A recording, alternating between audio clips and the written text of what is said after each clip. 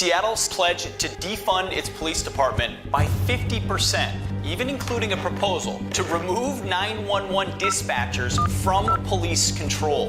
Joe Biden said he's absolutely on board with defunding the police. Listen closely. Yes, absolutely. Hello, you've reached 911. I'm sorry that there is no one here to answer your emergency call, but leave a message and we'll get back to you as soon as we can. Crime will rise significantly. I'm Donald J. Trump, and I approve this message.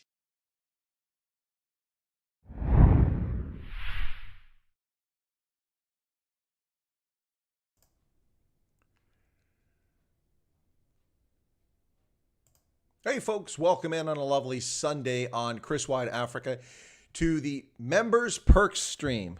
Just double checking the volume, sounds good there. Welcome in. I hope you enjoyed that paid advertisement by Donald Trump. Not to me though, I wasn't paid for it.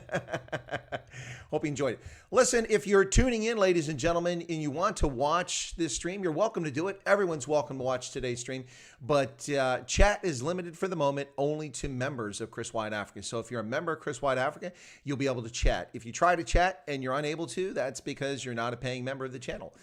Those who pay to support the channel help keep the channel going by providing revenue so that it can purchase new things, do more research, make the channel better quality each and every day. That's the intent.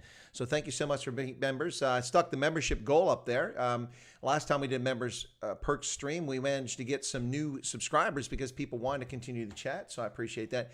So I've set a goal up there for the end of September, 150. I think that's an unreasonable goal to try to get some more members on the channel.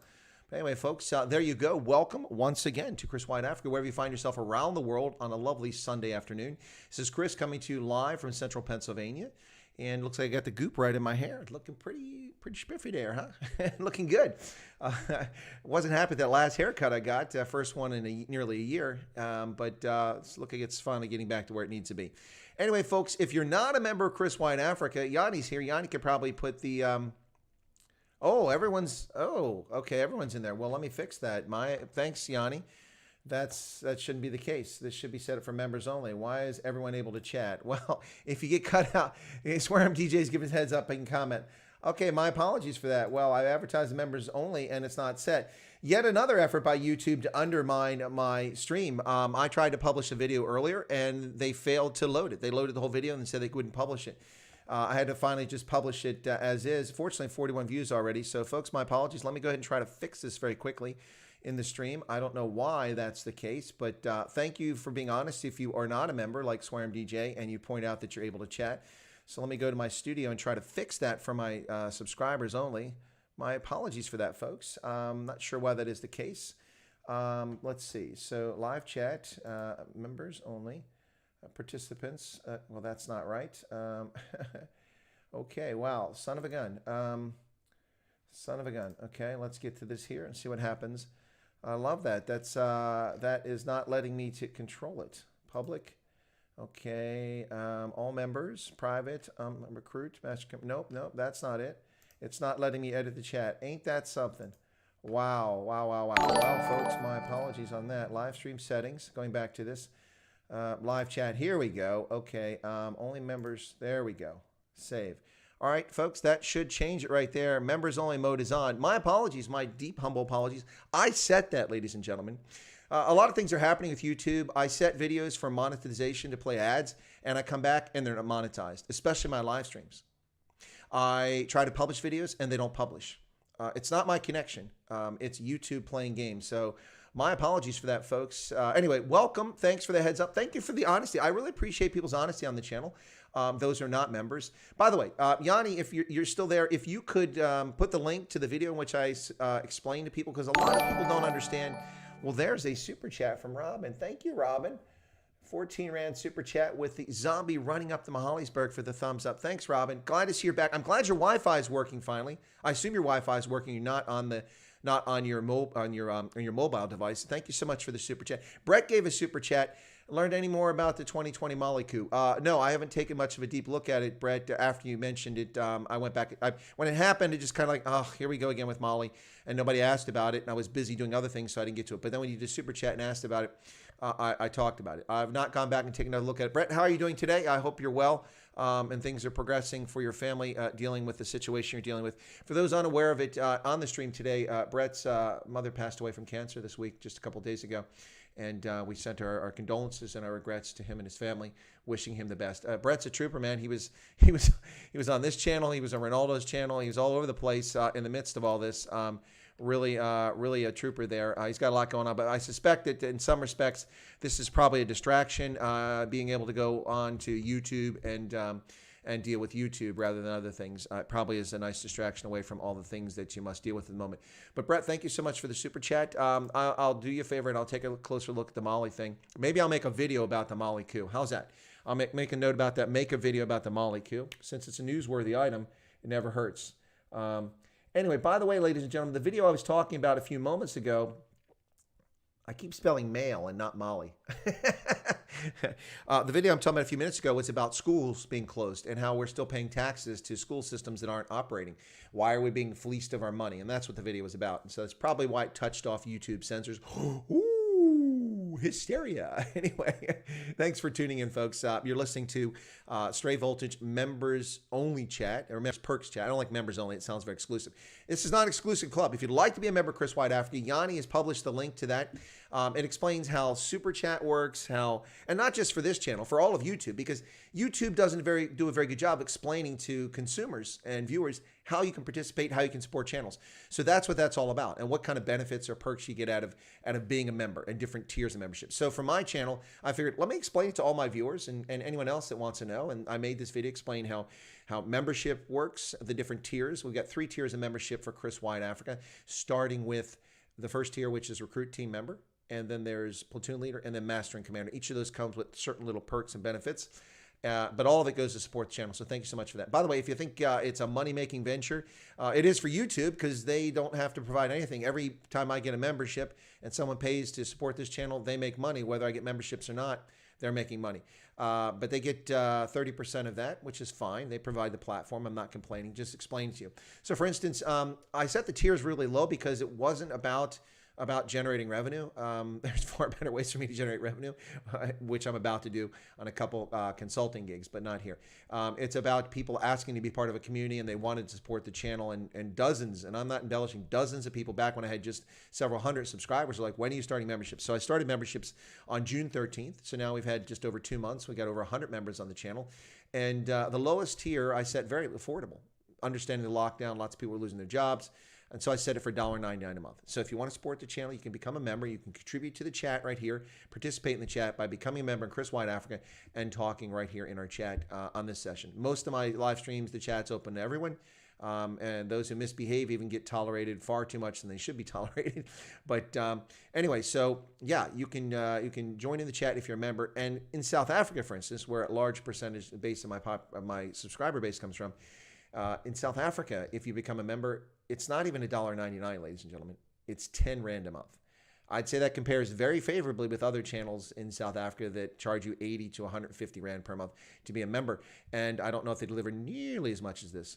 Brett says, my mom wanted a limited funeral due to she wanted to limit the spread. Well, that's very considerate of your mom. Wow, that's very, look at that, a caring person right to the very end. Wow, that's very sweet of your mom and very considerate of her.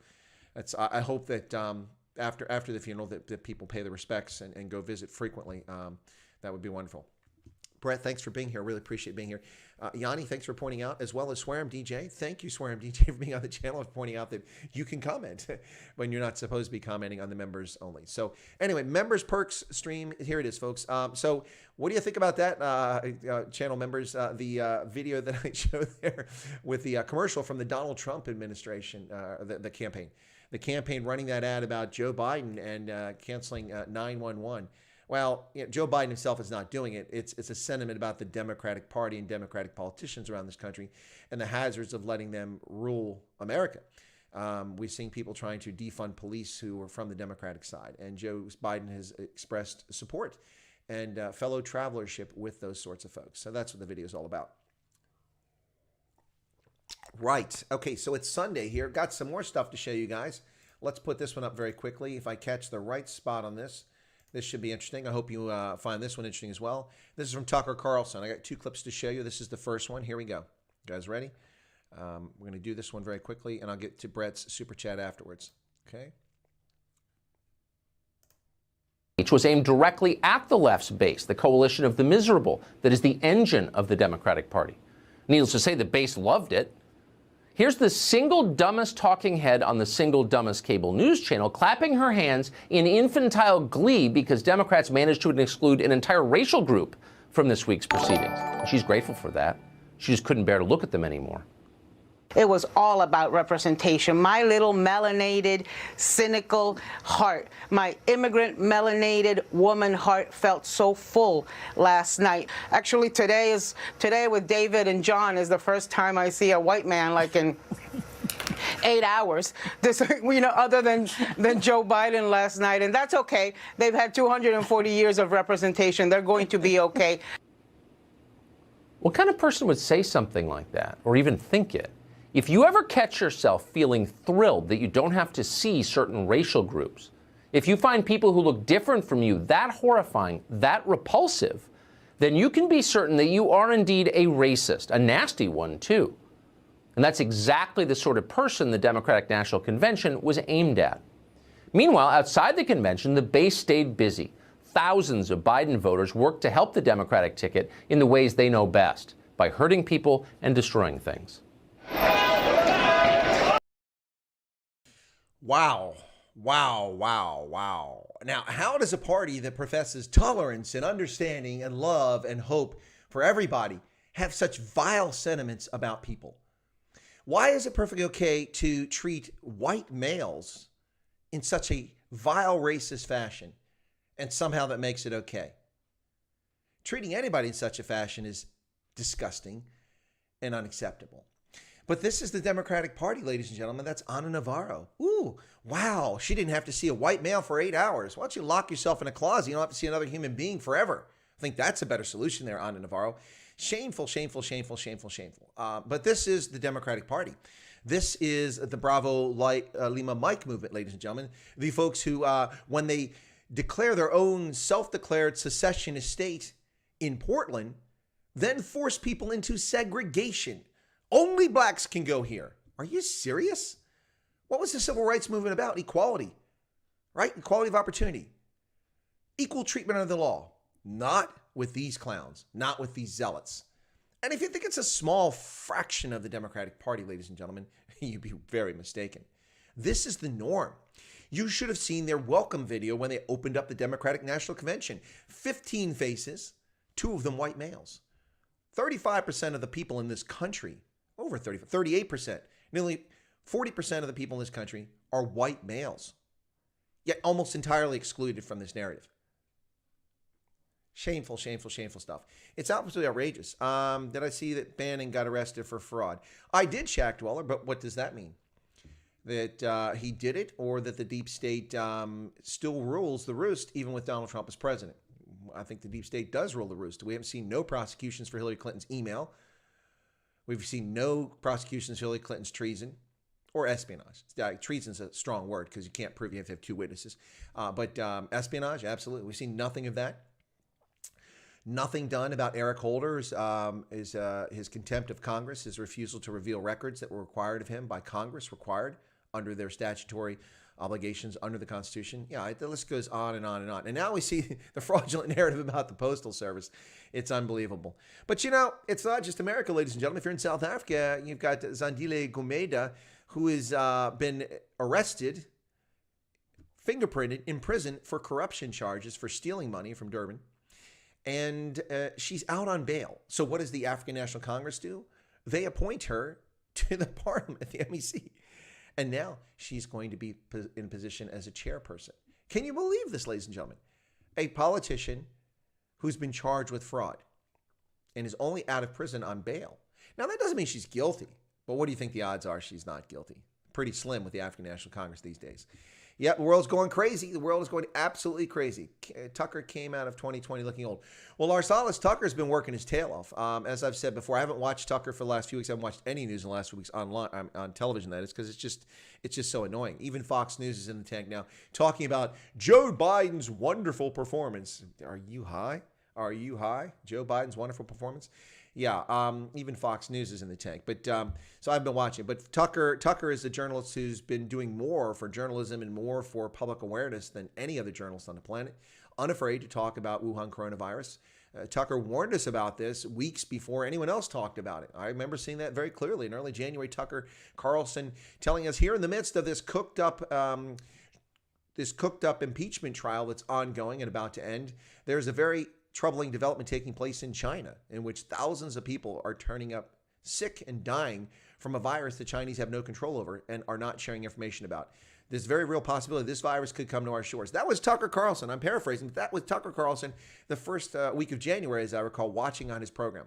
And the list goes on and on, exposing one thing after another, getting Peter Schweitzer on there to talk about the corruption of the Bidens, of Kamala Harris, of the Clintons. The list is endless, ladies and gentlemen. So, by the way, if you are tuning into the stream just now and you are not a paid member of Chris Wyatt Africa, you'll not be able to chat. So no apologies. This is a members perk stream. Anybody can watch it. Anybody can listen in, so you can enjoy the entertainment and the informative narrative if you like. But you must be a member in order to comment. So if you want to comment, feel free to be a member. You can still super chat though and ask a question that way, I suppose, but that won't let you chat. But you can super chat. You should be able to do that as a non-member if you'd like to do that, folks. Anyway, so let's get back to the chat. I need to open up another browser because I lost my chat window here because this opened up the wrong thing. So give me just a moment here, folks, as I adjust to get myself a chat window. Oh, that's right. I can't open up the chat because I'm not a member of my own channel in my stream. I can, of course, do that in my studio, and that's what I'm going to have to do. I'm going to have to open my studio. So give me a second here. That's just too funny. I forgot about that. Yeah, when you do members only, you can't unless you pay. So I'm not going to pay YouTube 30% of my membership price just so I can get into my own channel. That's just too funny. Yikes. Anyway, so folks, no school, no taxes. I'm already getting attacked there. The whole civil disservice. Yeah, anyway. Oh, people are also agreeing with me there. No schools, no school, no pay. Yeah, I agree with that. So people watching my video already, that's awesome, even though it was an instant premiere. Thank you if you watched it. Yeah, Lars Salas Stress does do that, and I think that's what's happened for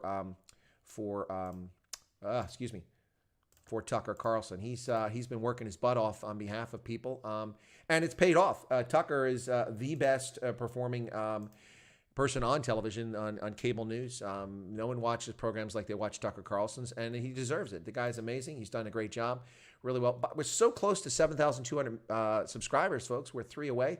Let's see if some other people join during the stream. It'd be really nice. Kind of hit a wall this week. I'm not sure what's going on there. Maybe it's all the stuff that YouTube is doing, monkeying around with my channel. I'm not ssure.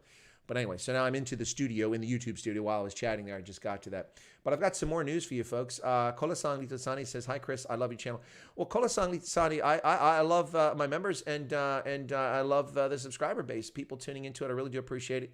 So thank you. It's my pleasure. I hope that you find something interesting here. I find it fascinating because I looked at the comments on videos, my posted videos, and people, who are you to be commenting on South Africa? Well, who am I not to be commenting on South Africa? Do I have to be a Venda? Do I have to be a Kossa? Do I have to be an Afrikaans-speaking South African to comment on South Africa? No. I just need to be a thoughtful, insightful, learned individual, and it's perfectly appropriate for me to comment. This is not 1975. We don't have 3 news outlets and only a handful of newspapers that control the narrative for everybody. This is YouTube. And for now, I have access to the channel, and I comment on events in South Africa. And I dare say that I'm better informed than most people who talk about the topic. So anyway, those who question why I get to talk about, why does an American care about South Africa? Well, why would you worry about what American cares about that? If South Africans care about America, I have no objection to that. I'm happy that South Africans care about America. Catherine says, hate it when someone phones in the middle of the stream, can't even pretend, can't hear the phone.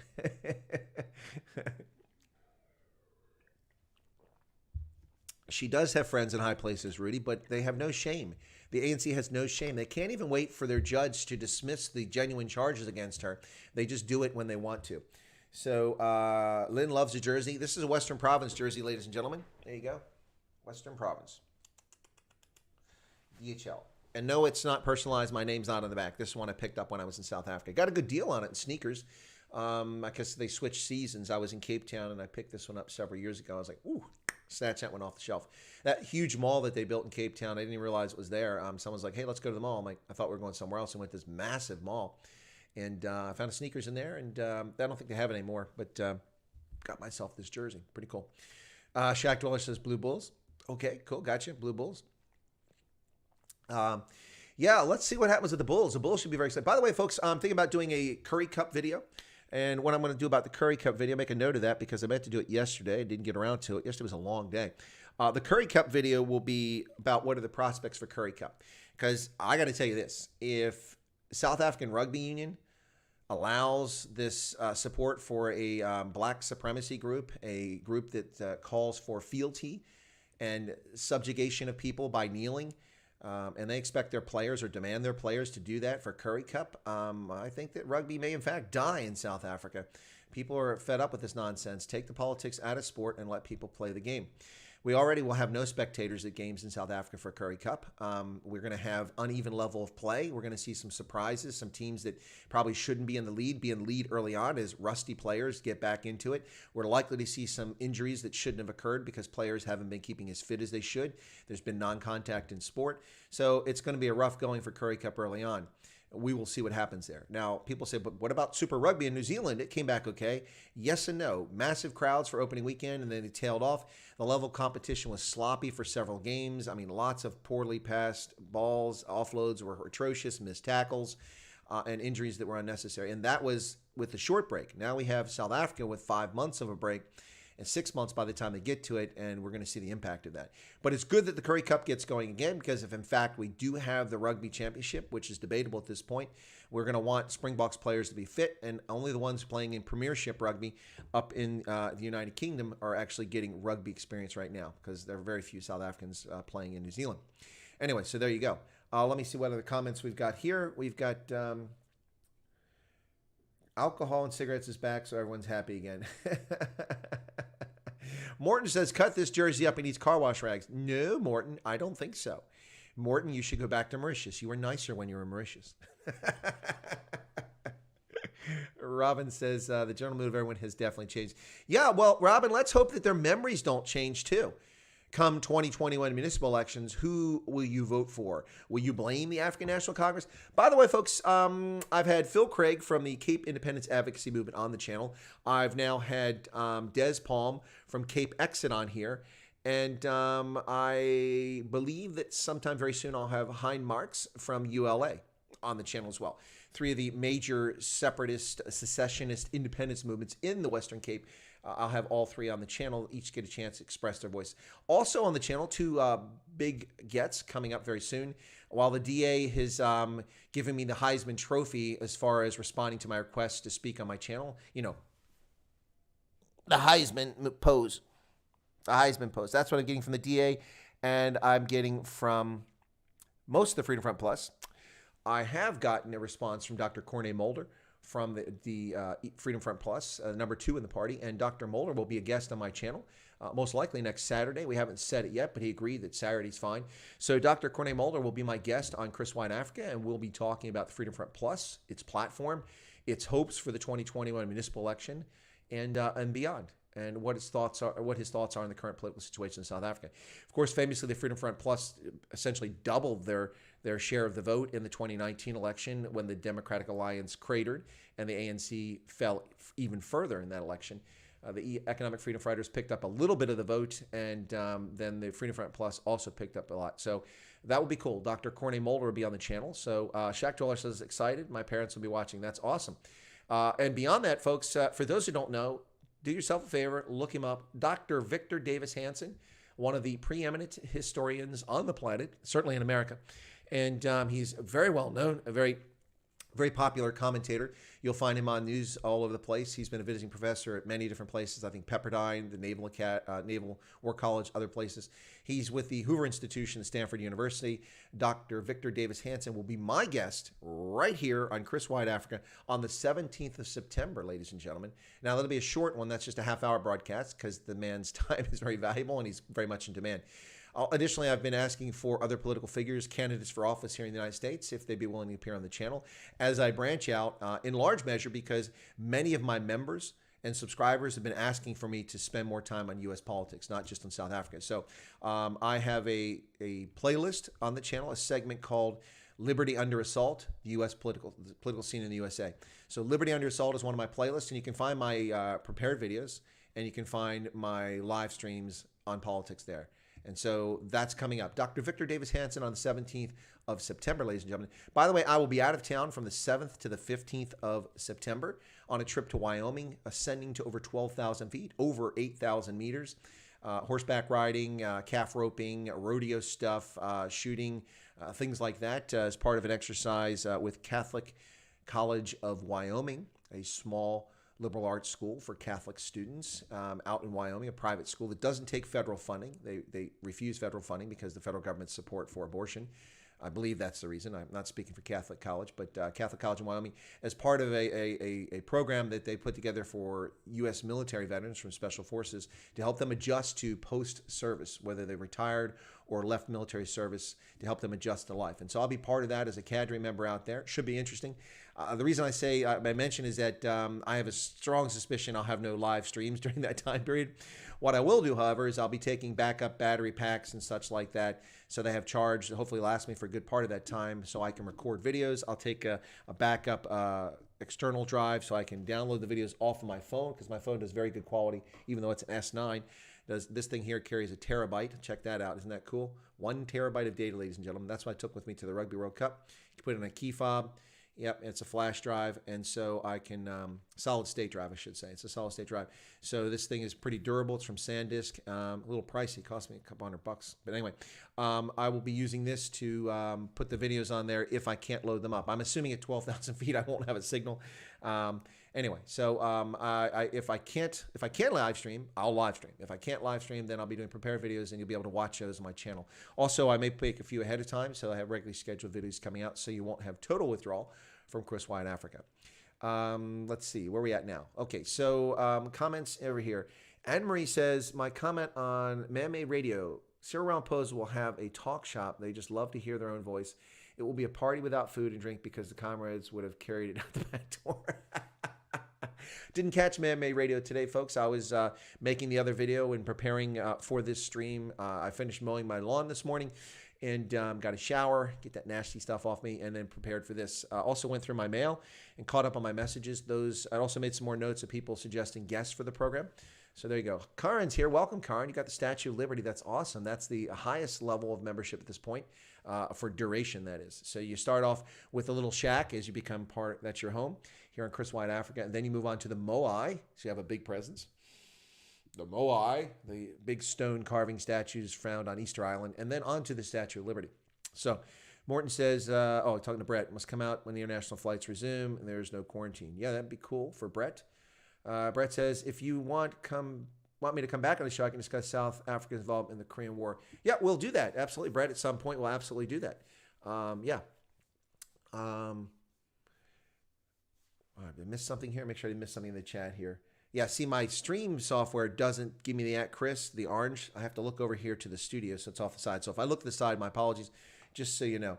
Shaq Dwyer says, Dr. Hanson's a superstar. He is a superstar, ladies and gentlemen. I was really disappointed in the crowd that turned up for Germ Warfare because he appeared on Germ Warfare, and he was a great guest. But unfortunately, I don't think the Germ knew ahead of time or how long ahead of time he'd have him as a guest, and there wasn't anything in the way of advertising, which is a shame. I'm advertising now, and I'm going to keep mentioning on my streams that Dr. Victor Davis Hanson is coming on. I'm also mentioning to other people that I try to get on the channel from the U.S. political scene that Dr. Victor Davis Hanson is coming on here, so maybe they'll be interested in coming on. Yep, let me catch up here. Chris Bodenhorst says he voted DA, okay? Please wear a Lions rugby jersey. Marius, I don't have a Lions rugby jersey. I had a Lions sweatshirt. It was my favorite sweatshirt. It was awesome, black with the red trim on and everything. and it disappeared between Ethiopia and here. I haven't found it. Supposition is that it's in a box, but I don't think there's many boxes that haven't gone through in my basement. So I hope to find that sweatshirt one day, but I don't have it right now. It's disappointing because I love that sweatshirt. In fact, sometime I'll pull up a photograph and show you of me wearing that sweatshirt in Innsbruck, Austria. That was pretty cool. The Lions. I do not have Lions. I do not have a Greek Wiz. I would like a Greek Wiz and a Cheetahs jersey, but I don't want a Cheetahs jersey that has Toyota and crap all over it. I want one that's got toned down a little bit. The Greek Wiz, I'm fine with their ads. They have Toffel on there and stuff like that. That's fine. The Greek Wiz, their teal color, just amazing stuff. I absolutely love it. Love to get one of those. What else did I miss here? Marius says the trolls are watching us. Well, the trolls are always watching Marius, and they try to play the little game. Oh, I'm just talking to other members. I'm not being difficult. Look, your moderators are attacking me. It's so unfair. Did you see what they did? All I did was have a different opinion. No, you started a bunch of nonsense. I saw one particular person whom I'll not call out, although I should, on a different stream, Ronaldo's stream, coming on, hey, so-and-so, hey, so-and-so. And I scroll back the chat for 10 minutes, and there isn't a single comment from that person. This person is just jumping in, trying to draw someone into the conversation to detract from the topic of the day or the conversation. And that's just childish. And if they want to do, that's fine. But they're too cheap to pay for membership, even when it's inexpensive. They'll definitely be too cheap to pay for Ronaldo. His membership is 80 Rand per month. They're definitely not going to pay 80 Rand or $5 a month. But anyway, so we haven't seen them. Brett says, how can Namibia improve its rugby game? Very easy, Brett. Very easy. They need to play against top-tier teams. The only time that Namibia ever plays against a Tier 1 nation is when they go to the Rugby World Cup. So they get slaughtered. But nonetheless, they've had some great performances at the Rugby World Cup, including a game I was at Exeter in 2015 when they played Georgia. Georgia, which is a really good quality side and has done quite well and actually is aspiring for Six Nations membership. Georgia barely beat Namibia. That was a game. Jacques Berger was there. He was injured in that game. I was at the game. I was like 3 rows up from the pitch behind the try zone at the end of the field where most of the game wound up being played. It was awesome. I thought I had a terrible seat, but it turned out most of the game was played right in front of me. So I was like, yeah, this is pretty cool. That was 17-16. Georgia beat Namibia. So close.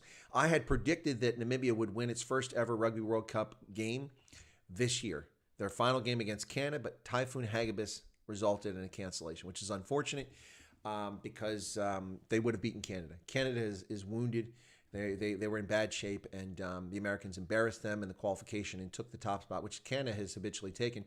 But this time the U.S. won the top spot. We didn't have to qualify. We had automatic qualification by winning the Americas North. So they could have beaten the Canadians this time. I think they could have done it. They had some good performances in Rugby World Cup, but they've yet to win a game. Namibia needs to play top-tier teams. That's the bottom line. You can't improve if the only time you play a team is when you show up in the World Cup. Then you get 87 enough in the outcome, like South Africa and Namibia in 2011 in Auckland, also a game that I was at. It was great as a Springboks fan, but it was painful watching the Namibians. They were just outclassed and outmatched because they never play that kind of talent with that kind of speed, that kind of precision, that kind of game plan. Because let's be honest, there's different levels of rugby competition. And so Namibia can improve its game by being given access to the major teams. But they're not going to get that because World Rugby is an old boys club. World Rugby is set up so that the top half dozen teams are always the top half dozen teams. There you go, ladies and gentlemen. That's the bottom line. England, Wales, Ireland, Scotland, Australia, South Africa, New Zealand, that's all they care about. They profess to care about everybody, but it's not true. Argentina slips into that club now and then. Italy is in the Six Nations, but they're not really part of that club.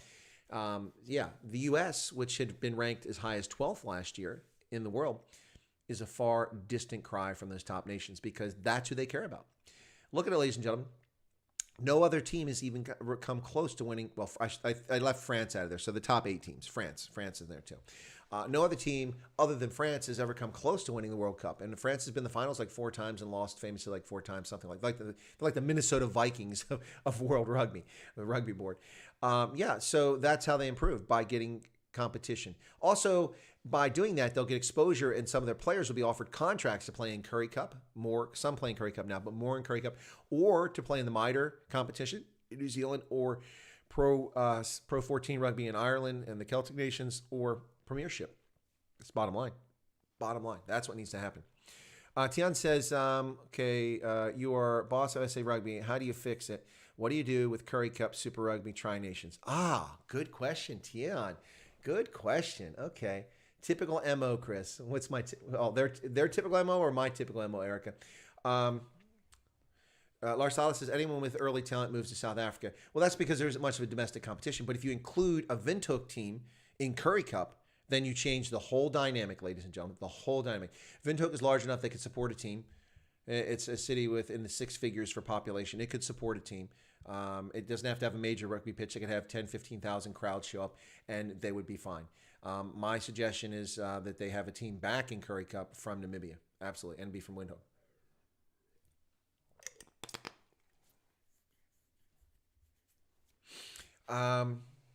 Let's see. Okay, so Tian, how do I fix South African rugby? Well, first off, I eliminate all discussion of race. I stop the nonsense, and this euphemism for racial discrimination called transformation goes out the window.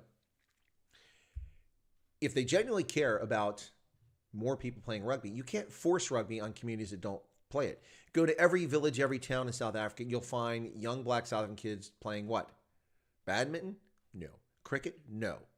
Baseball? No. What are they playing? Football, soccer. Why? Because it costs nothing to do it. You just need a ball or a balled up bunch of tape, and you can kick it and you can play the game. And you can put 2 sticks up and someone stand between it. It takes very little to start it, and they play the game.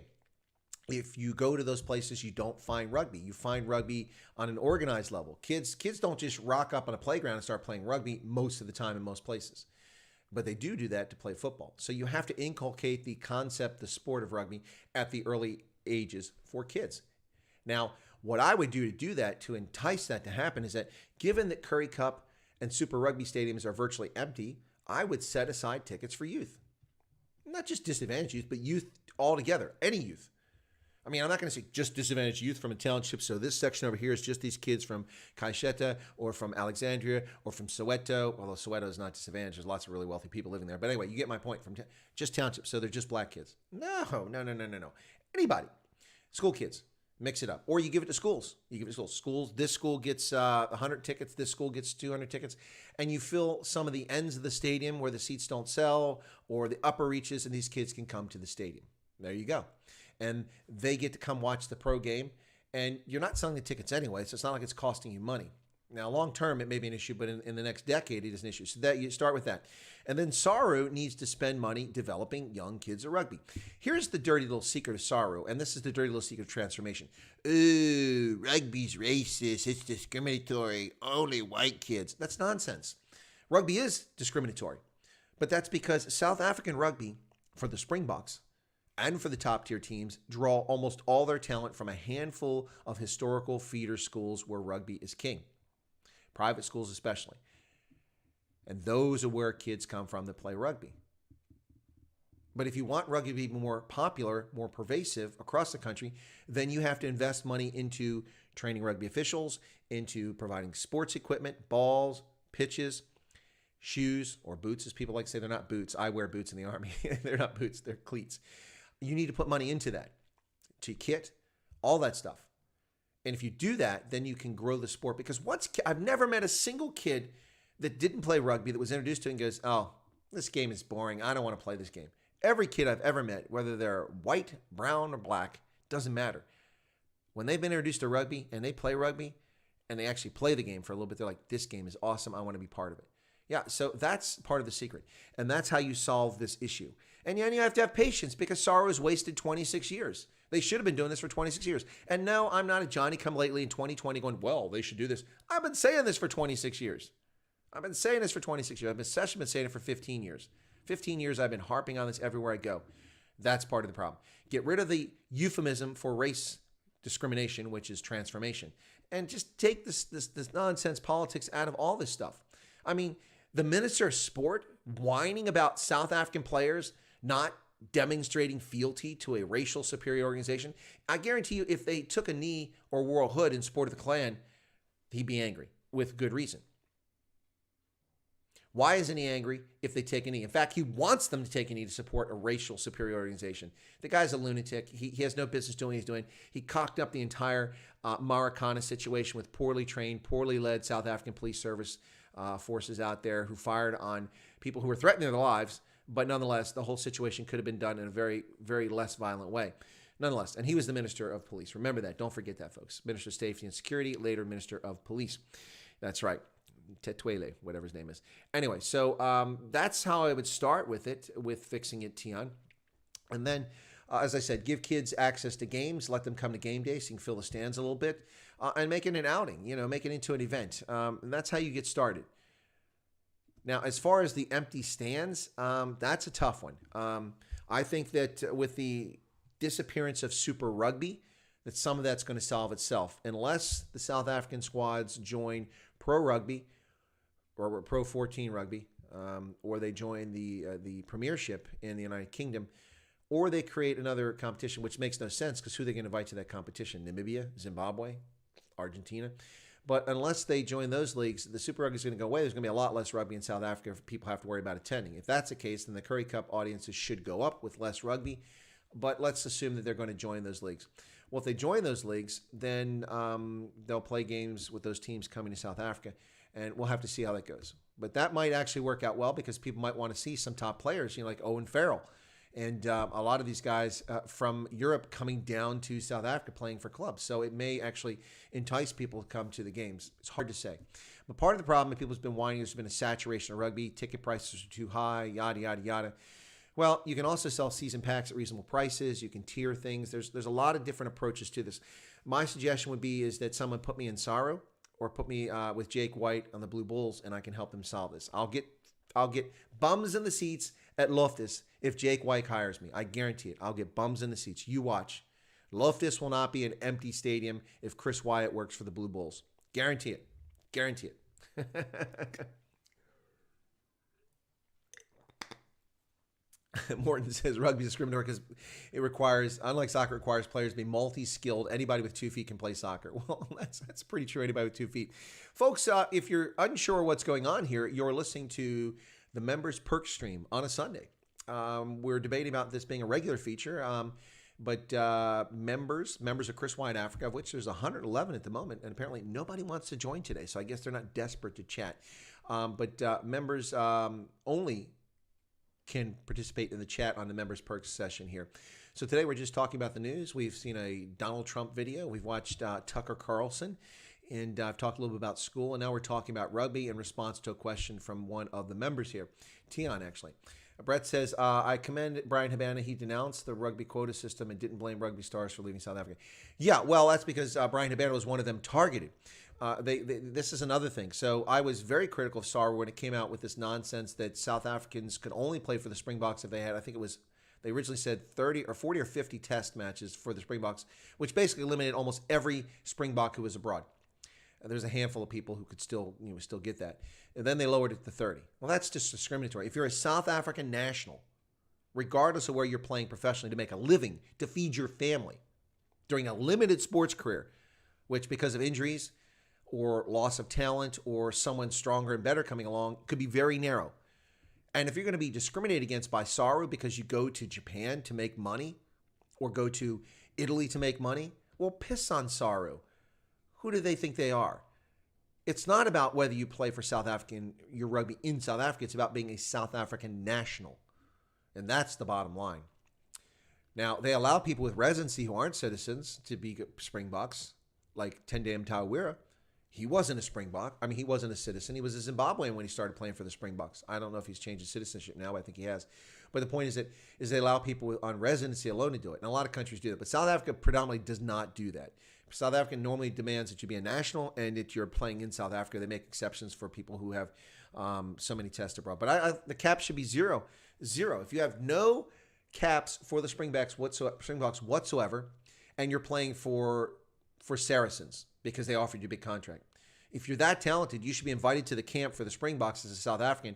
And if you can make the squad, you should make the squad. And then it doesn't matter. You play for the Springboks and we have a better team. If the best team that can be fielded is an all-white team, then so be it. If the best team that can be fielded is half-colored team, then so be it. If the best team that can be fielded is an all-black team, then so be it. Of course, none of those statements is true. That's ludicrous. The odds of all one ethnicity being the best players is ludicrous. There'll be a mix of folks. And I will give Rossi Rasmus a credit. He adroitly navigated the channels of this stupidity, racial discrimination, transformation game and picked the best team possible. Not necessarily all the best players. I would have picked a couple other players to have been on that team and replaced a few that were on the team. But what a great team it was. And they won the World Cup. The first team ever to lose a pool stage game and win the World Cup. And became the second rugby nation to win the third Rugby World Cup, along with the dreaded All Blacks, now having won 3. Now, of course, the All Blacks won back-to-back ones. Somehow, South Africa seems to be able to win this only every 12 years. So 95, 2007, 2019. Let's hope that they can change that up coming up. So I responded to a comment earlier by someone on my Sia Khaleesi video saying, or that wasn't Sia Khaleesi, it was my 7,000 subscribers going, "You're still wearing that jersey? I already burned mine. Why haven't you burned yours?" Well, I'm not going to kowtow to Sia Khaleesi's uninformed political pandering by destroying my Springboks jerseys. First off, it'd be a big bonfire. I have about 30 of them, so it'd be a very pricey bonfire. I'm not independently wealthy. I don't own Anglo-American. I don't own some multinational. I don't drive a Mercedes. I drive a Chrysler. So, I'm just the average Joe when it comes to income, and I'm not going to pour my income down the drain for nonsense like that. So, anyway, and Sia Khaleesi doesn't speak for Saru or for the Springboks. But I'll tell you what, Curry Cup, they better be careful. They better be careful. If they start this nonsense, they're going to lose fans. I watched the Premiership game the other day, and they put these banners up, Black Lives Matter. I nearly turned the channel off. Fortunately, the camera panned away from it. I'm so disgusted by people supporting a racial supremacy group, one bent on fealty and subservience. It's shameful. It's shameful. Anyway, back to this. So Shaq Dweller says, Bulls, even at school level players are bought. Probably true.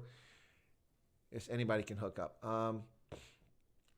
Garrett says, some school kids get decent bursaries, but stadiums are empty now because of quality TV and high prices.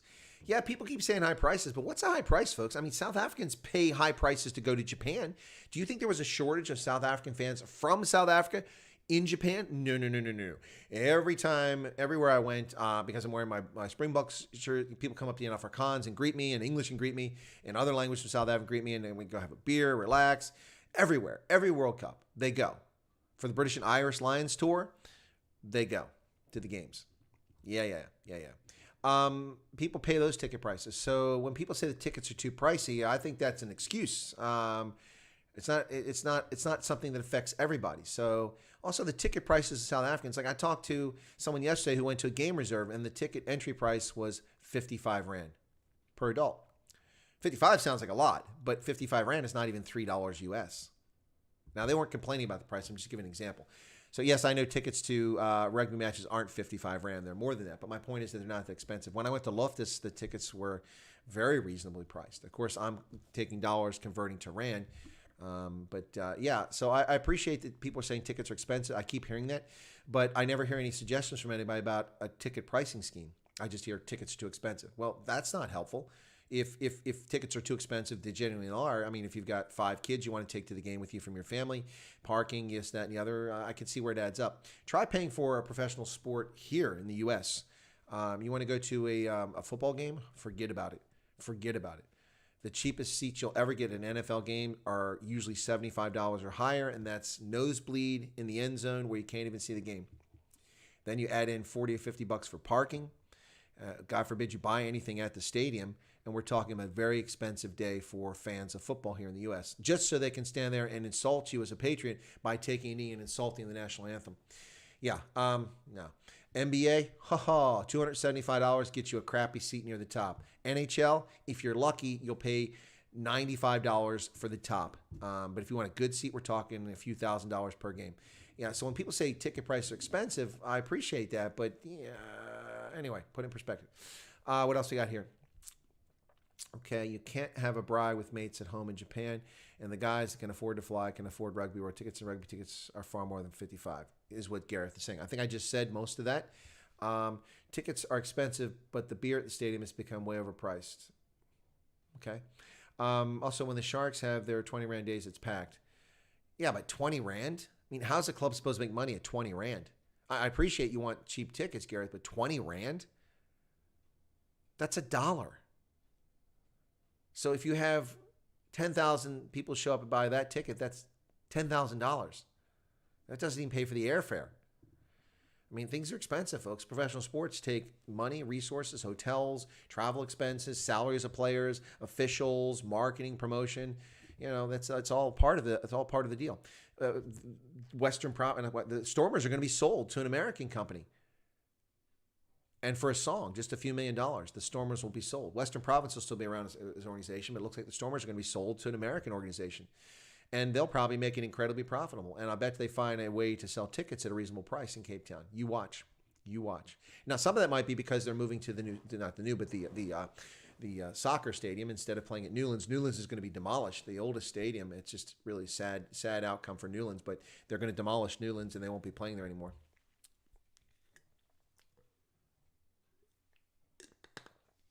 Gareth says 45,000 showed up at the one game. Plus, there's still TV rights and sales. Yeah, and there's also alcohol, food, merchandise sales take place at arenas. That's all true, Gareth. That's all true. But I don't think it's reasonable to expect a professional sports team to sell tickets for $1 on a consistent basis. A special, an anniversary day, something to celebrate this, that, and the other, I got that. But $1, $5 a ticket. Okay, so that would be 18 times. That's 100 Rand. But I've heard people complain about 100 Rand ticket prices. Now that's, I mean, listen, even when I was dirt poor, $5 may have been a lot of money, but I never thought that was an excessive amount to go to a game. That's crazy. $5 is dirt cheap. I think 100 Rand ticket, that's a reasonable price. 20 Rand? Nah, come on. Just give the tickets away to kids. What's the point of selling them at 20 Rand? You got to make money.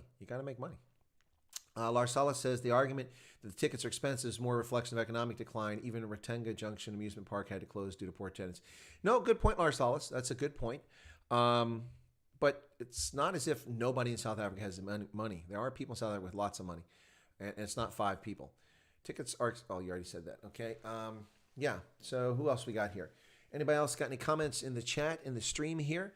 So let me go back and find, there was another piece I wanted to play here very quickly about Joe Biden. Let me get to that. If I can jump ahead here. I suppose, I erased when it was. Shoot, I can't remember exactly when it was. I messed that up. Okay, so hang on a second. 10. Here we go. There it is. Okay, so I'm going to play some more Joe Biden for you guys from Tucker Carlson. Hope you appreciate that. Okay, let's get this up. And this will go for about 2 minutes, folks. This is more of Tucker Carlson. Okay. This message. They simply refused to cover the violence outside. It was like it all never happened. It's possible that Joe Biden never found out about it. Biden doesn't get outside much. He knows only what they tell him. Judging from his speech last night, Biden has come to believe that he is Mahatma Gandhi, leading a movement to restore love to the... This invention is 50 times stronger than regular glue. Keep watching to find out. ...to the human heart.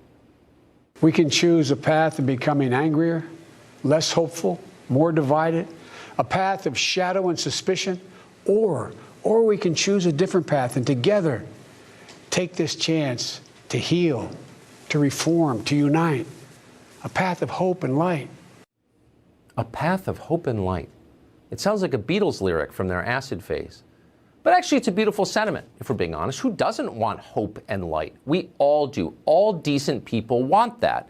And that's why it's a winning message in a national election.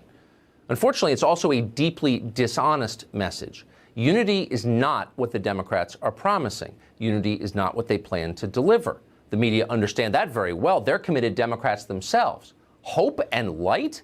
Please. These people cheered when they thought Roger Stone was going to die in prison for some made-up crime. They cried when he was spared.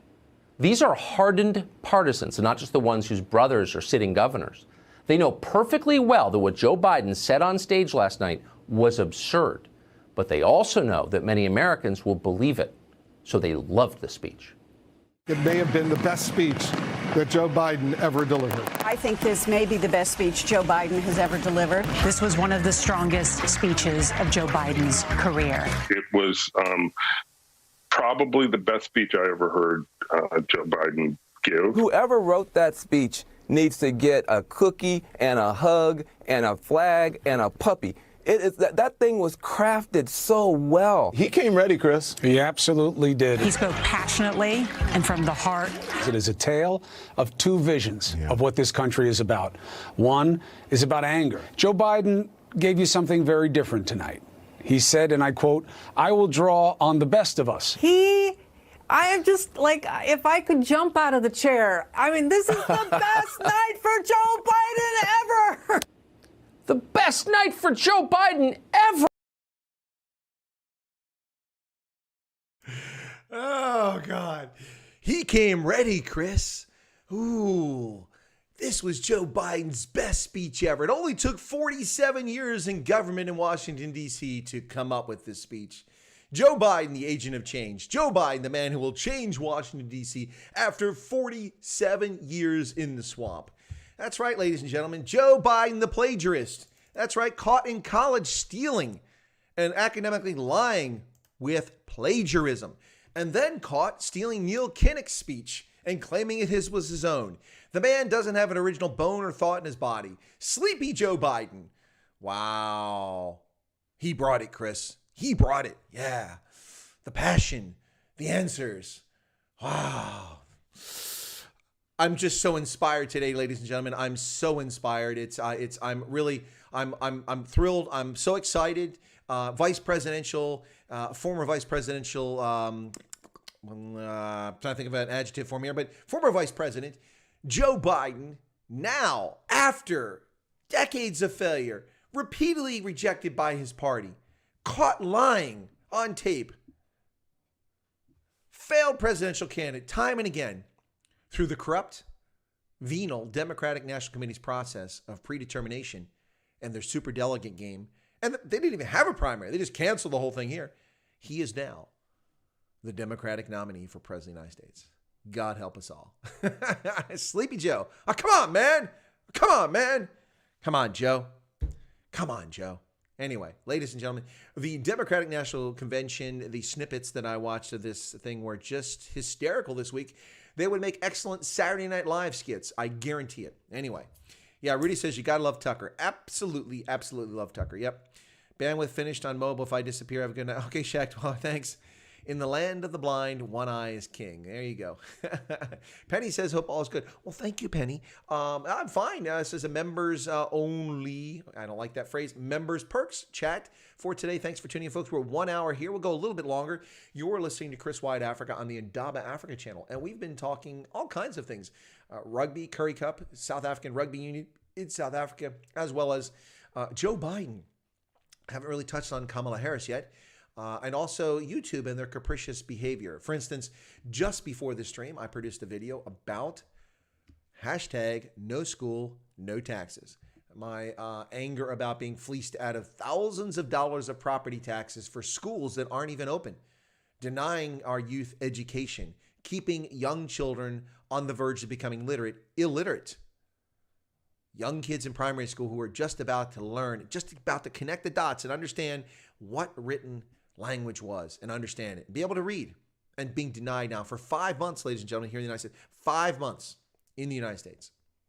Education is local in the United States, by and large, K through 12. Yet we have local authorities who are undermining the education of our youth by denying them school.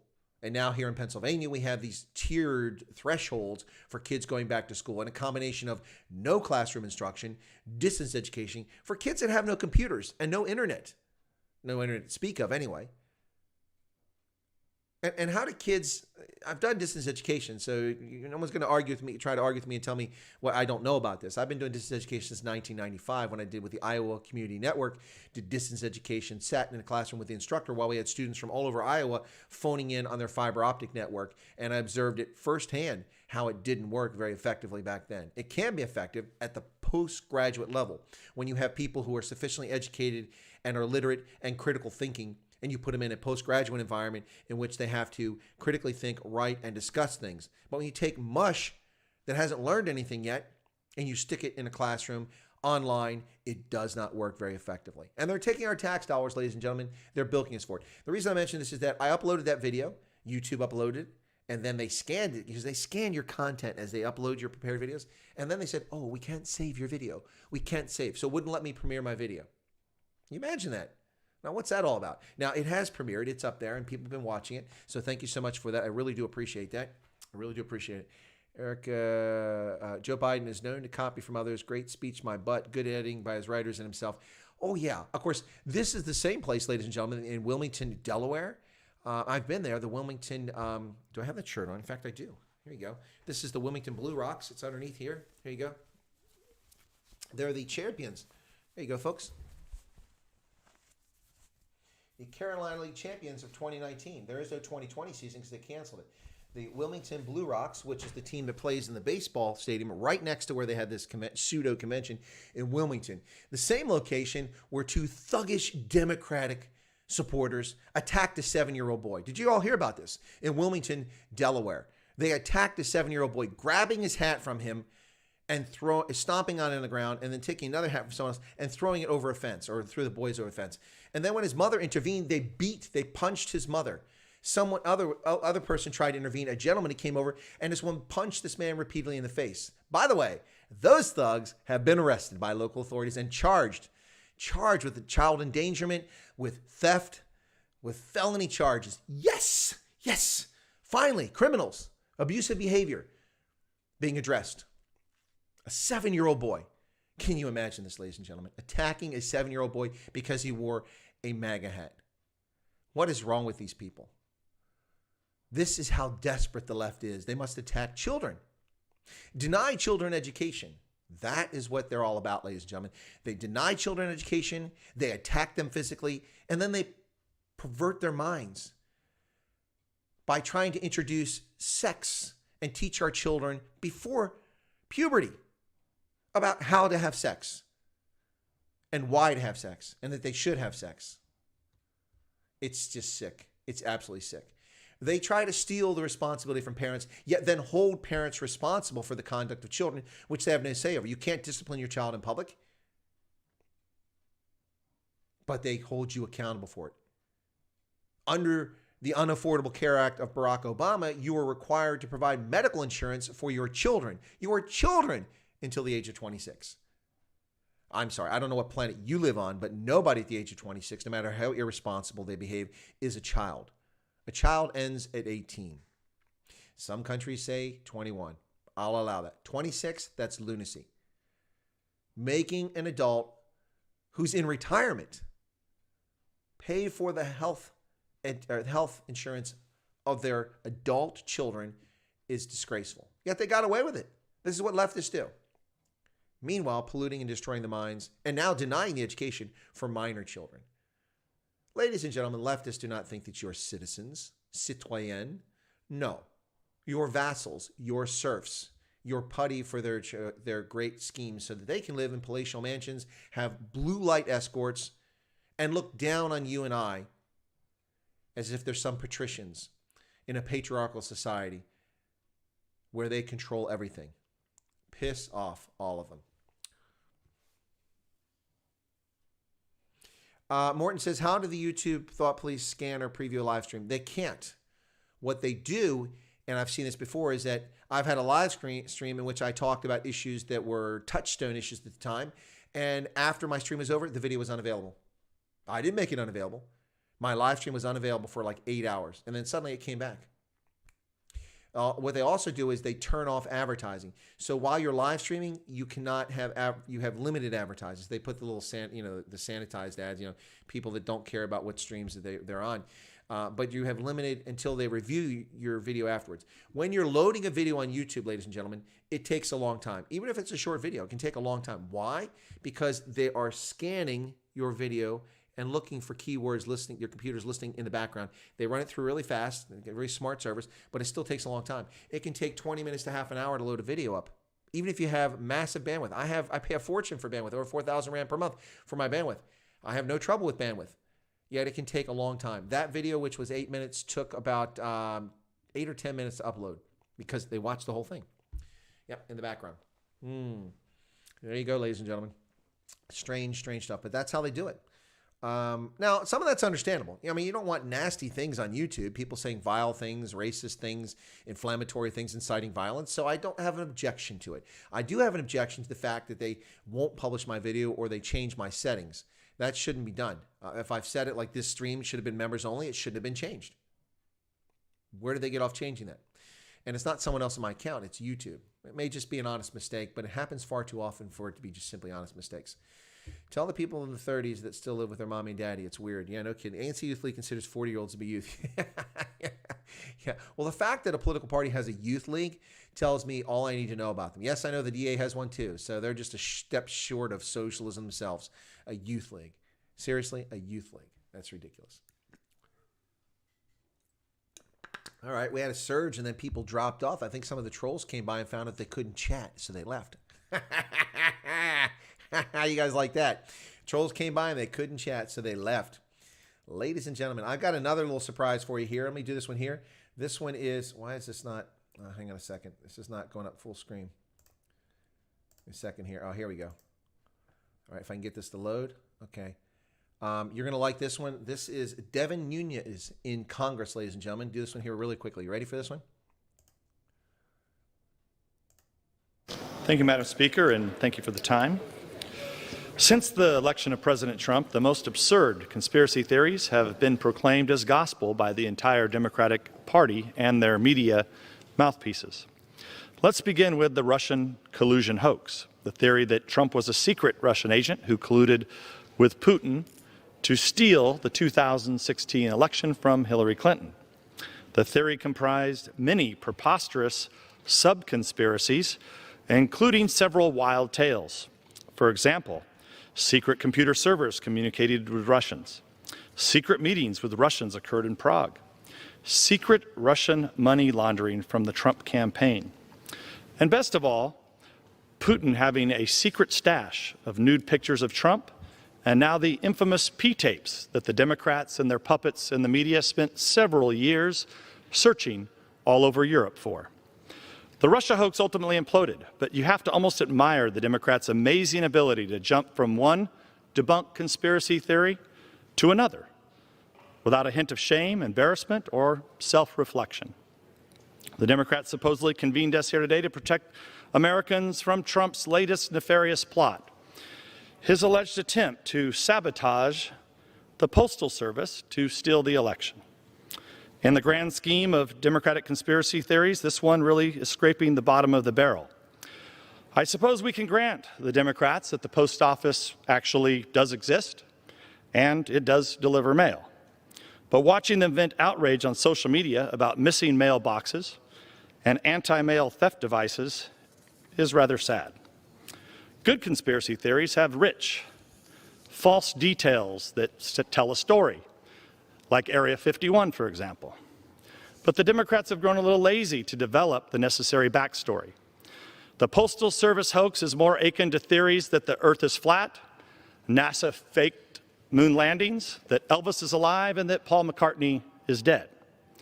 Even the Loch Ness Monster, Bigfoot, and the Chupacabra at least yielded photographic evidence.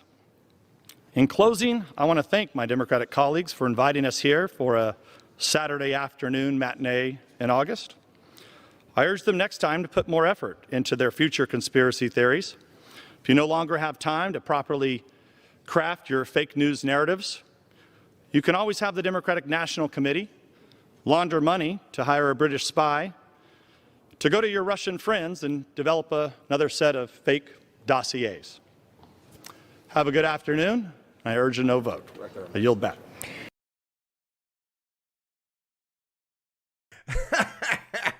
Burn! Burn, Devin Nunes. Wow, well said, Representative Devin Nunes from California's 22nd District.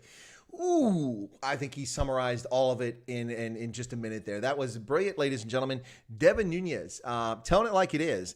Yet we have tens of millions of people walking around clueless about what's been happening in this country and purporting other things that simply are not true. Devin Nunes spells it all out. He puts it all in context right there. Got the facts, ladies and gentlemen. Oh, we see what the Democrats like. Look at Ana Navarro. Oh, God. Oh, I I was so happy I didn't see a single white man for 8 hours. You vile troll. You disgusting racist. Ooh, that's what Tucker called her, a racist. Catherine's asking about my hair.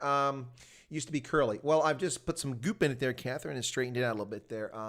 When my hair is short, it's normally not curly, it's straight. I'll be getting a haircut soon, a military haircut, go back to my standard stuff. Going to leave the beard for now. Maybe it'll keep me warm in the Rockies when I'm out there in Wyoming at 12,000 feet, ladies and gentlemen, 8,000 meters.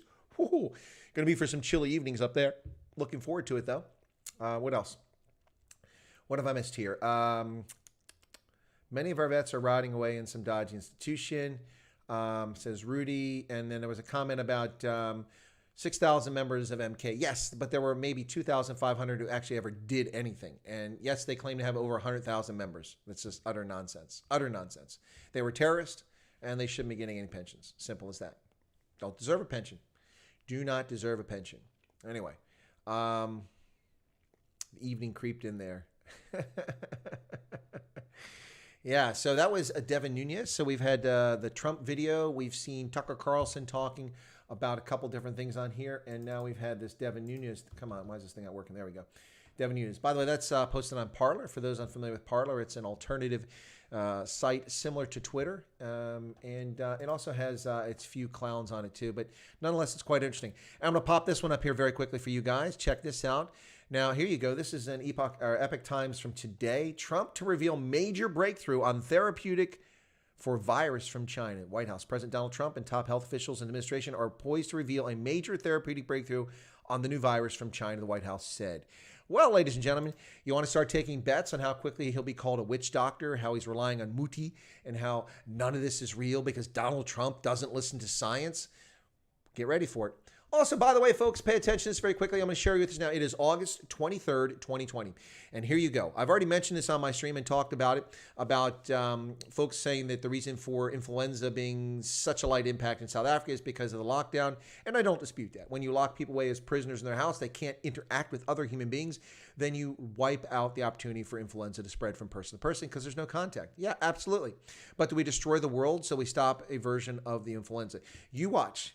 In the developed countries, like the United States, once this political hoax is revealed and people actually believe that it's a hoax, instead of falling for the nonsense that we're being preached now, again, for the doubters, I'm not saying that COVID-19 is not a dangerous virus. I didn't say it's not highly infectious. I didn't say people with comorbidity aren't at great risk. I didn't say any of that. I did say it's the greatest political hoax of the 21st century. That's true. That's my opinion, by the way. Once this has been revealed as the greatest political hoax of the 21st century, and people put this thing in context, then the left will come back and say, well, but we wiped out influenza because of our sound measures by forcing people to stay at home, wear a mask, and not have any schools open. That stopped influenza. See, ladies and gentlemen, the problem with that is influenza comes back every year. Do you know why? It's a zoonotic disease. Influenza comes from livestock, poultry and chickens. That's where we get it from, ladies and gentlemen. It makes the leap from poultry and chicken in places like China, where there's too many of the damn things in too close quarters with too many people, and then we get it spread around the world. But not exclusively in China, but that's a big place where it comes from. And so they'll claim that we wiped out influenza, but they'll be liars because influenza will still be here. It will just come back in a different version of the virus from close contact between humans and livestock. And it's coming. You watch, ladies and gentlemen, I guarantee that that'll be the false narrative that they'll try to put up. And if Sleepy Joe Biden becomes president for at least 90 to 120 days before he resigns so that Kamala Harris can fraudulently become president of the United States, you watch. Then they'll say, we saved the world from influenza. But you were supposed to be saving us from COVID-19. You clueless, feckless, science-denying politicians. There you go. Ooh. Did I hold back there? Jansa von Rensburg says, how many current MK vets, less than 26 years, were of warrior age during 1980s and 1990s? That's a good question. I don't know the number for that. The number is greatly diminished. If you were able to serve in MK, let's say as late as 1994, which meant you saw no combat, you weren't in the Bush War. Let's be honest. MK stopped doing anything that might be remotely classified as combat in 1988. Okay, so 1988, let's pretend you were 18 years of age, right? That means you were born in 1970, yes? So let's say the youngest of the veterans born in 1970. Guess how old they are? 50 years of age today. 50 years of age. So they wouldn't even be eligible for a pension. unless they served an entire career in the SANDF after. They wouldn't be eligible for pension. They shouldn't be getting a pension until they're of pension age. So I don't know what the numbers are. I don't know. It's a good question, though. I think it's interesting. Flat earthers' attempt to prove the world is flat is driving them over the edge, says Erica. Well, I think you might be right about that one, Erica. All these silly perceptions the result of inferior education. I think so, Rudy. Also shows you just how easily people can be hoodwinked and how little critical thinking skills are. So why is COVID such a major issue while these people are also locked down? Absurd. COVID's a major issue because it's a crisis in which scientists and medical professionals didn't know enough about it, and they panicked based on what they perceived to be factual based on the lies perpetuated by the Chinese. The Chinese refused to reveal the RNA for the virus, which they had mapped for 9 days after they mapped it, and then released it the 12th day after they'd coded it. So those 12 days proved to be critical in the spread of the virus around the world, while the Chinese did not close their borders and allowed the infected people from China, primarily Chinese, but not exclusively Chinese, to travel around the planet, particularly to places like Italy and Spain, Western Europe, the United States, spreading the virus. And then from Europe, spread it to the United States and spread it to Africa. Yeah, so that was a critical, important piece here. The other part of this is the Chinese lied. Remember January, ladies and gentlemen, the World Health Organization, Dr. Tedros, and the World Health Organization, China's done such a brilliant job with this. Their response has been textbook. Textbook, really. What have they done? They lied about the virus. They imprisoned doctors who warned them about the dangers of the virus, and when they were ignored, then when they reported to the world on YouTube, Twitter, and other platforms, they arrested them. They made them disappear. We've never seen some of these doctors ever again from Wuhan. They didn't stop travel. They didn't isolate until it became an abject failure and obvious disaster. And then in order to cover it up, they just shut down the media and imprisoned people and hid it from the world. That's what they did. Then they hid the RNA.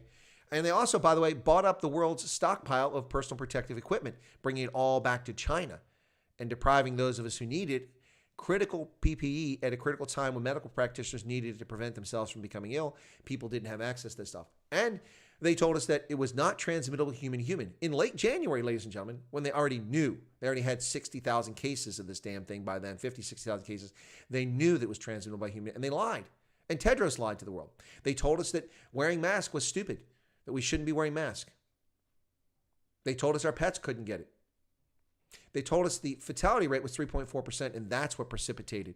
That is what precipitated the world's response.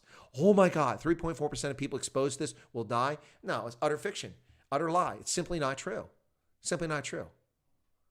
It's a quarter of 1% at most, 0.25%.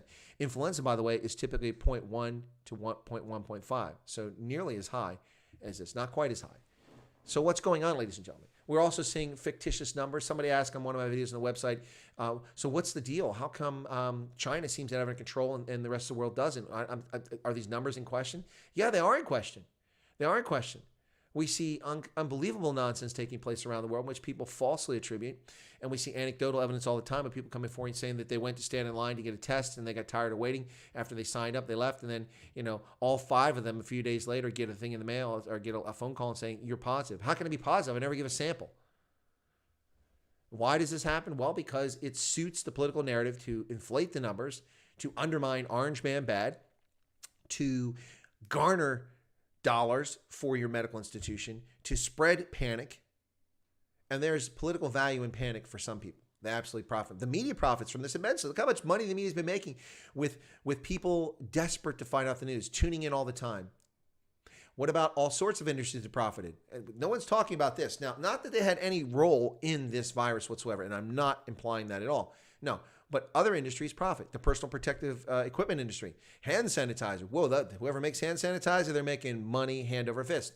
Anybody that makes rubber surgical gloves, anybody that makes masks, huge industry. DHL, UPS, FedEx, the Postal Service, making money hand over fist. Amazon, Rakuten, Alibaba, making money hand over fist. YouTube, Google, Facebook, Twitter, Parler, making money hand over fist. Domino's Pizza has seen a 30% spike in profits during this event. Not criticizing any of these businesses, just making the point that many people profit in the midst of crisis and disaster. Someone always profits. Others suffer. Anyway, so there you go. Morton says, I've spoken to ex-FAPLA and Cuban troops in Angola. None have anything good to say about MK. So bad that they would not even invite MK on ops against Unity. That's true. They were useless. And they're busy killing each other in their camps. The flat earthers complaining about social distancing. They are losing too many members, falling off the edge. Yeah. Well, ladies and gentlemen, let's put this in perspective. I was in Barnes & Noble yesterday, and the clerk at the counter, they have plexiglass in front of the clerk. And so I said, oh, well, that makes sense. That actually works. That's effective. And we started talking about it, and she said something about masks. I said, well, the mask, or not the mask, but I said the social distancing. I said, the social distancing is a joke. She said, what do you mean? I said, well, the effective range of a sneeze is 24 feet. The effective range of a cough is like up to 16 feet. So if you tell people to stand 2 meters apart or 6 feet apart, what does that stop? She goes, yeah, but we're wearing masks. I said, now, for 4 months, they told us not to wear masks, but told us to stand 2 feet or 6 feet apart. What did that accomplish? Not a damn thing, other than making rubes and the uninformed, those who knew nothing about infectious disease, hoodwinked into thinking that they were safe while they were spreading the virus, being asymptomatic. That's what our health officials told us around the world. Remember New Zealand? We're COVID-free. Only you weren't, and you're not. Folks, it's here. It's not going away. There isn't a vaccine, and we must move on with our lives. We must educate the youth. We must conduct commerce. We must have social interaction. Otherwise, humanity just is going to die, and this needs to change. The effective range of a proper Durban curry-based fart. It depends on the girth of the consumer, Tian. Those under so many stone have a limited range. Those over a certain stone have much further range for their fart. Heman Russo, you're here. Good evening. Oh, don't be sorry about being late, Heman. Good to see you, man. I hope the tobacco sales are picking up, and it includes the legitimate tobacco market, not just those fake Rothmans and the other things that are floating out there. Let me see what else. Imagine how many ads people watched while locked in their houses. Absolutely true. Advertising industry. Now, but the problem with the advertising industry is that they lost a lot of business too, because a lot of companies stopped paying for ads. They stopped producing them. And so you saw a lot of public service ads. So the advertising industry, I don't think, profited much, even though there were a lot of ads watched, because they're running the same things all the time. But the variety and the scope and the number of ads diminished dramatically across the world as a consequence of this. So what else we got here? ANC never put up a fight. Plan had braver soldiers. Yeah, I agree with that. But they even ran most of the time. By the same token, we also got revved. It was war. Yep, that's true, Rudy. It was war, and didn't all go well. In 1987, on the march to Luanda at a certain dry creek bed, things went badly for the SADF, and that kind of put a halt. Of course, people forget that that happened, and they blame the United States. It's our fault that South Africa didn't take Luanda. No, I disagree. It's our fault for backing FNLA. If we'd backed UNITA in 1975, we might have had a very different outcome. And if we had openly supported South Africans, but we couldn't, of course. It wasn't politically tenable at that time. So, yeah, if we'd supported South Africans, it would have been a very different outcome in Angola. Very different outcome. Probably a much better life for millions of Angolans for the past 40 years had that happened. But counterfactual, ladies and gentlemen, we can sit here and have supposition all day long. We can't prove it unless we go to an alternative universe in which it did occur that way. And then we can talk about it. Anyway, so was there anything else I wanted to show you guys in this one? Oh, yeah, this is a good story here. Good story. No, it's a funny story. There's a few things here I want to point out. Oh, this one's entertaining. You're going to like this. You ready for this? Ladies and gentlemen, Joe Biden says he's absolutely open to serving 2 terms as president. 2 terms? 8 years? Is he smoking crack? He'll be 99 years old when it's over. Joe Biden is open to serving 8 years. Well, I'm not open to seeing Joe Biden serve 8 days as president of the United States, let alone 8 years. Are you serious? Give me a freaking break. That is just comical, ladies and gentlemen. Just comical. Now, oh, this is unfortunate. What happened here? I had something set up and it disappeared, so now I got to go find it. Come on. Here we go. Absolutely hilarious. Let me see if I can find this very quickly. It's loading up here. Yeah, there you go. This was I put this on LinkedIn. This is also on Twitter and on Parler. This was my response to this. No school, no taxes. I started that hashtag. By the way, when I did it, it never turned up, so I think it's my original hashtag. No school, no taxes. Clueless elected officials continue to undermine the social cohesiveness of society by ensuring the next generation is uneducated with this nonsensical school reopening hysteria. Either close schools and return our property taxes or open K through 12 now. Only leftists could try to sell denying education in public schools as a good or necessary thing. If Walmart cashiers have the courage to deal with customers who hand them paper money on a daily basis, teachers can find a way to teach in person. Those who cannot, owing to health concerns, cannot. But those who can should be in the classroom. Months of not providing meals, not teaching, virtually no electricity or utility use, my property taxes have not gotten a 5-month holiday. Open schools or stop stealing our limited incomes. There you go, folks. There's my response to that, and I did the video and talked about that, so hopefully you have a chance to watch that video and see my response to that. Now, here's another one. This is sad. Okay, so let me put this in context here. This is not anti-Muslim. It's not a religious thing. It's simply a statement on a person who was convicted of terrorism-related charges who was teaching in a public school or a private school in London, and this is what he's getting away with. So, UK Islamic school where teachers showed ISIS films let off with a warning. An Islamic school in London has been given a mere official warning and not shut down despite a teacher being jailed for showing students an ISIS propaganda film. Former Islamic studies teacher Umar Ahmed Haik, who received a life sentence for terrorism offenses in 2018, admitted in his trial that he showed people's Islamic State videos at the Lantern of Knowledge Educational Trust School in East London. Yeah. The report found that the former Islamic studies teacher grossly abused his position of trust at the Islamic school in order to promote the ideology and tactics of a prescribed terrorist organization to children. And the school continues unsanctioned, unpunished for its lack of oversight or its permissiveness in allowing this person to teach terrorism to children in the United Kingdom. The world is truly upside down, folks. And this is why we have this BS homegrown terrorism. There's no such thing as homegrown terrorism. It is tolerated terrorism that is allowed to occur by officials in these woke governments around the world, particularly in the United Kingdom and now in Germany. These woke morons who run governments. They allow this to happen. And this is really sad. Yeah, truly, truly sad. By the way, I didn't talk about this, but I was going to talk about it.